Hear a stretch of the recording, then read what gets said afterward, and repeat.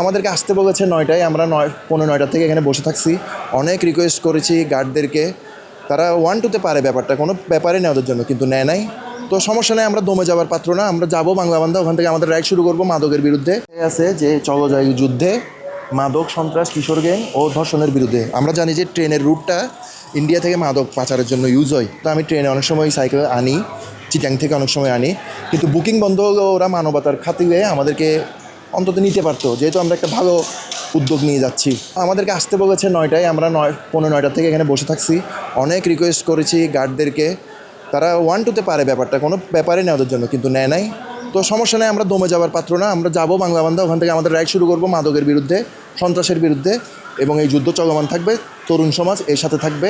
আমরা ট্রেনে যেতে চাচ্ছিলাম, কারণ হচ্ছে ট্রেনে গেলে আমরা যেহেতু কালকে আমরা চিটাংয়ের মানুষ, চিটাং থেকে আমরা কালকে এখানে চালিয়ে এসেছি সাইকেল ৩৩০ কিলোমিটার। তো আমরা চিটাং থেকে আমরা বাংলা বান্ধা চলে যেতে পারতাম গাড়িতে করে, ওখান থেকে আমাদের ক্যাম্পেইনটা শুরু হবে ওই শাহপরী দ্বীপ পর্যন্ত। আর আমরা জানি যে টেকনাফটা খুবই মাদকের জন্য খুবই অ্যাওয়ারমিনিং একটা জায়গা, এবং ওখানে মেজর সিনহা শহীদ হয়েছেন। ওদের যেহেতু দায়িত্ব, ওরা বলছে যে ওদের কিছু বাধ্যবাধকতা আছে, তারপরও চাইলে ওরা নিতে পারে। কিন্তু আমি দেখলাম যে অনেক মানুষকে তারা টিকিট ছাড়া উঠাচ্ছে, এবং এই টাকাটা রাষ্ট্রীয় কোষাগারে জমা হয় বলে আমার মনে হয় না, ওরা ভাগ বাটোয়ারা করে খায়।